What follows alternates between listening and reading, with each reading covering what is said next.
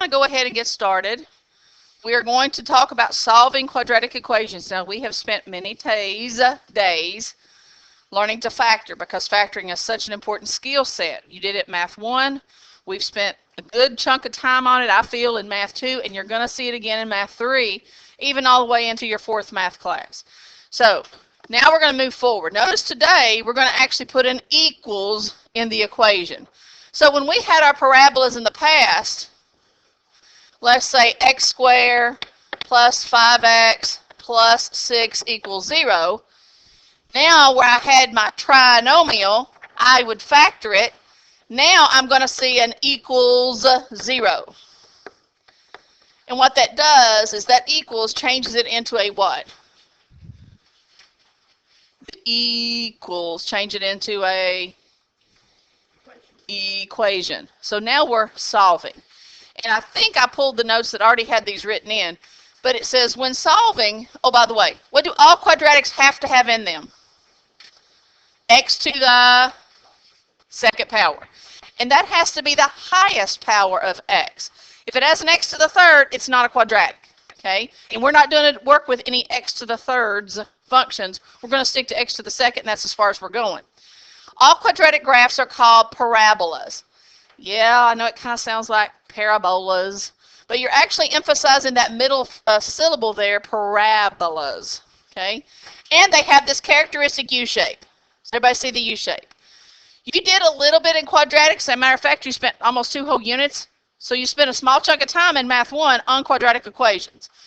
But now we're going to be working with, when solving, you're actually finding where the graph of the quadratic function crosses the x-axis. Those x-axis points are your solutions. Let me say that again. Those x-axis points are your solutions. That's what you're trying to find. Now, I think these words are already on there, so you guys help me out. What are 4 words that all refer to those points on the graph? What are those points called? They're on your notes.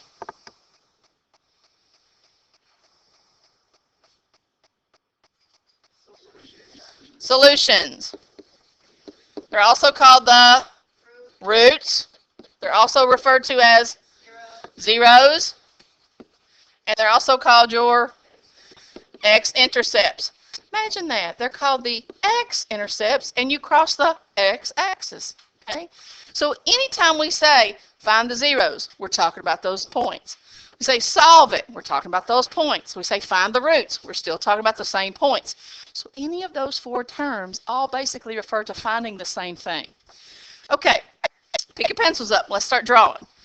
I want you to know what it looks like when you see it on a graph. So if you have 2 solutions, that means the graph comes down, crosses under the x-axis, and comes back up. And you have 2 solutions. That's what it looks like if you have 2 solutions. Write this down. Or the graph could start underneath, come up above the x-axis, and come back down. And then in that case, you would also have 2 solutions. It crosses the x-axis 2 different times. That's what it looks like when you have 2 solutions. Now, the interesting part about equations is whatever highest power of x, guys, that's telling you how many possible answers you're searching for. So if I have x to the second power, I'm looking for 2 possible solutions. If I'm looking for x to the third, I'm looking for 3 possible solutions. X to the fourth would have how many possible solutions? 4. Okay? So x to the first, when we used to solve linear equations like x plus 3 equals 7, we were looking for 1 possible answer because it's x to the first power. So that kind of sort of is it's just a little rule of thumb to kind of help you along. Now, let's talk about one solution. What in the world does one solution of parabola look like? Well, it kind of looks like this. The parabola comes down, touches the x-axis or just grazes it, almost like it bounces off and goes right back up. It only touches the x-axis 1 time. It doesn't cross to the other side. It just touches the axis and goes back up. It's almost like it bounces off and goes right back up. Did you draw that? Or I could start underneath, come up, bounce off the x-axis, and go right back down. That would also represent 1 solution. So they could either go down and back under. Now, what does it look like if I have 0 solutions?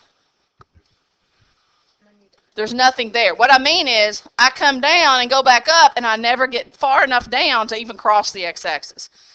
Or I can start underneath, come up, and I never get high enough to touch the x-axis. In this case, I do not cross or touch the x-axis. And we're going to see an example of each of those. Each of those. Okay. So far, so good? Okay, so a little background of information. All quadratic equations have what in them? X to the second power. Their graphs have this U shape, and they're called parabolas. Standard form has an equal 0, and there are 4 words that mean basically all find the same thing. That can have 2 solutions, 1 solution, or sometimes my graph might have 0. And I'm going to say 0 real solutions, because guess what we're going to eventually do, guys? I'm not kidding. There are imaginary answers. Wow. Ooh.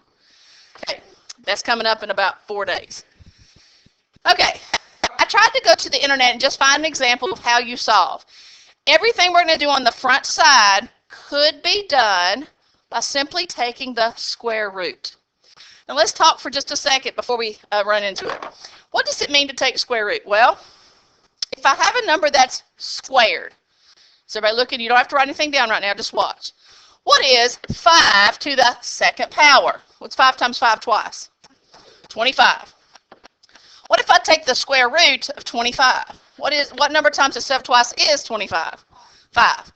Does everybody see that the number I started with, if I square it, how do I undo squaring something? I take the square root of it, and I get back what I started with. Okay? It's kind of like what we call opposite operations. What do I mean by opposite operations? They will undo each other. Okay? What if I thought about this? What's 2 times 3? 6. Okay? What's 6 divided by 2? 3. So do those two undo each other? Yeah. Okay, what's 2 plus 3? 5. What's 5 subtract 2? 3.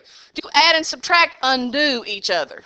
I can get the factors back if I simply do the opposite operation.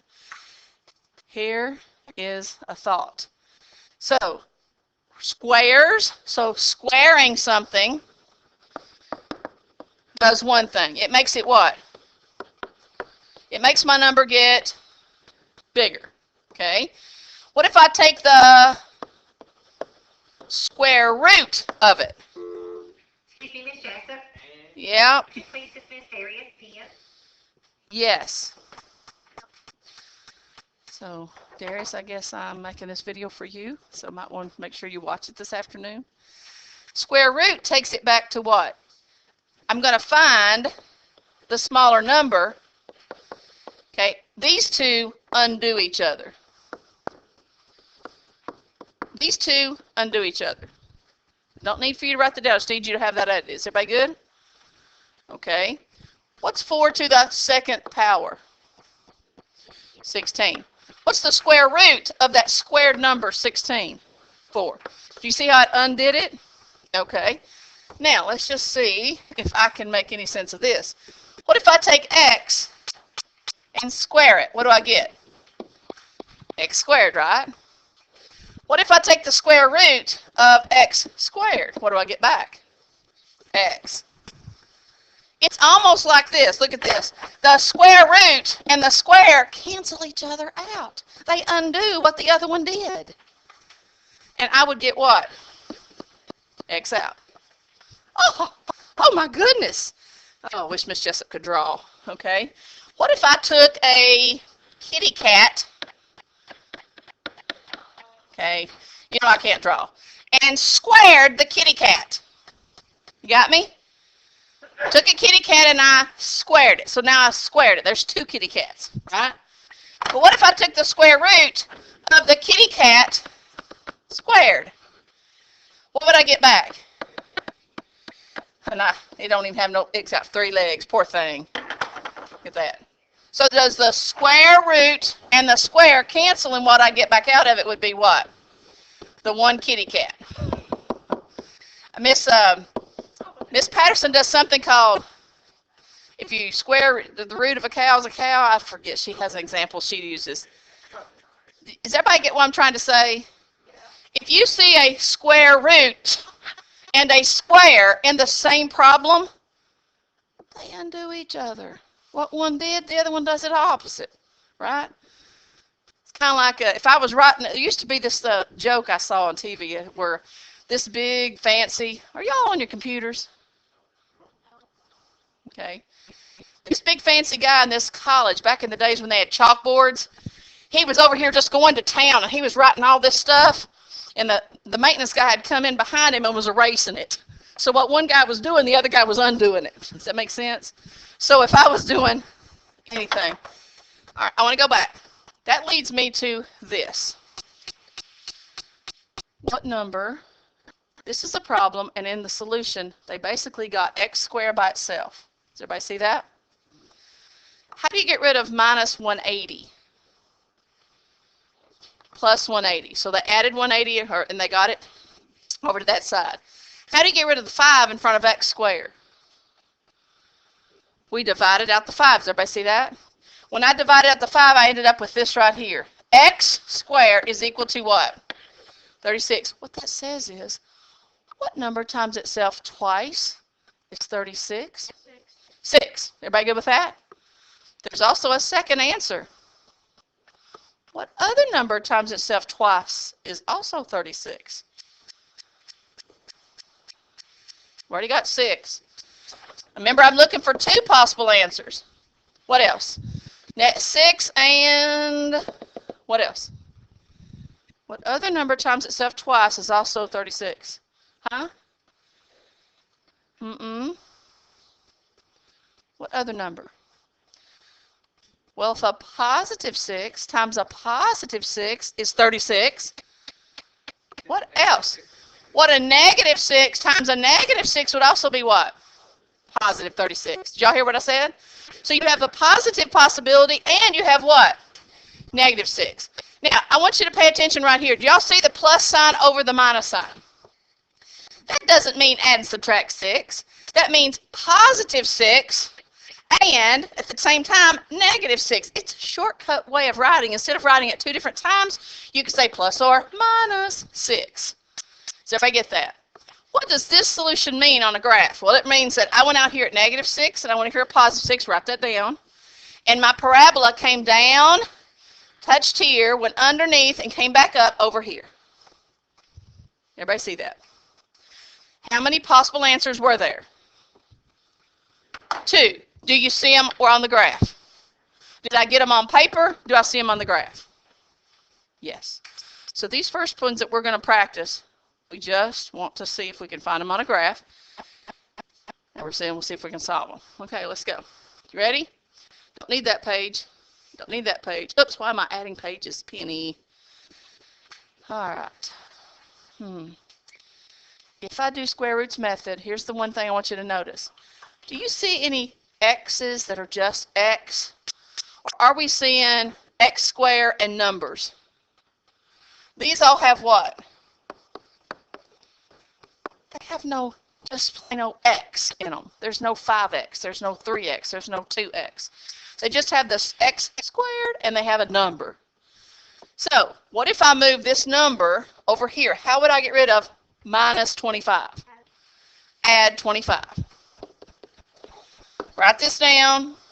X squared equals 25. Anybody want to guess what my answers are? Here we go. Take the square root, imaginary, take the square root of both sides. Square root of an x gives me what? X back. That's not 5. There's 2 possibilities. Don't forget what? Plus or minus. Yes, ma'am. Next year when you get to math, you talk about different types of equations. You're going to have to identify quadratic equations. You identify quadratic equations because of that x squared that Mr. Jessup keeps talking about. Very important that you make that statement. itself, if I was going to get x squared by itself, what would I do first with the 2? Divide by 2. Divide 2, divide 2. X squared is equal to, what's 200 divided by 2? 100. Wonder what number times itself twice is 100. Plus or minus 10. Now, finally, the day has come. Does everybody kind of see what I'm trying to show you? Can we solve by paper and pencil methods? All right. Now, let's open up Desmos. So I've already asked you to get your Desmos open. Here's what we have to do, okay? In order to use Desmos, okay, I want to solve equal 0. What would I do if I were going to solve this one from the start by making it equal 0? What would I have to do to 200? Well, if I were to bring 200 over here, now keep in mind we already know the answers, don't we? I want to show you an easier way to find the same answer. Everybody with me? So what would I have to do if I want to move 200 over here? Wouldn't I have to subtract 200 from both sides? So what's 200 subtract 200? 0. So I would get 2x squared minus 200 equal to 0. Okay, we're going to type this into Desmos. Do I need to? No. Can I? Yes. All right, let's go to Desmos. First things first, if you've not had a chance to use Desmos, does everybody see the same window I'm looking at? Okay. Now, I have actually tapped in the lower left corner. Do y'all see the little kind of keyboard symbol? Tap that. Now, you guys have the option to type in with your actual physical keyboard. I only have this. So we're going to type it in with x's. What was the equation that we were going to type in from the beginning? Wouldn't it 2x squared? So let's all type in 2, find the x key, and then there's a little a squared, which is going to square it. Does everybody see it on my screen? What do I already see that's starting to show up on my picture? I'm starting to see a parabola. Y'all seen a parabola? Okay. Now I said what? Subtract 200. Now, I'm kind of seeing just a hint of a parabola way over here. Y'all see that? On the side, do y'all see the plus minus keys? See them? I'm going to put my minus, and that's going to make it smaller. Now, do you see a parabola? Mine's in blue. Are you seeing one too? Just see it. Okay? So, there is a way. So, type in 2x squared. Okay. Now, here's what I want to show you. Here is the beauty of Desmos. I just go and I click, and guess what it tells me the answer is? 10, 0. And remember, 10 is my what? X. 0 is my what? Y. Which are we solving for? Are we solving for X or are we solving for Y? X. So I really only need that first number. But now I'm looking for 2 possible answers. Where's the other one at? On that side. Just tap your button. Tap the key. Guess what the second answer is? -10. One thing Desmos does is it's just an easier way of not having to try to think through, oh, well, this factor, I think I can factor it. Now, if you can find the answer and you already know it, don't type it in Desmos. But if when in doubt, use Desmos, or you can use Desmos to confirm your answer. Okay, we're all going to work right now on problem number 3. Give you a hint, it does not have a pretty answer. It's going to have decimals. See if you can find 2 decimal answers for number 3. So it does say equals 0, so type this into Desmos.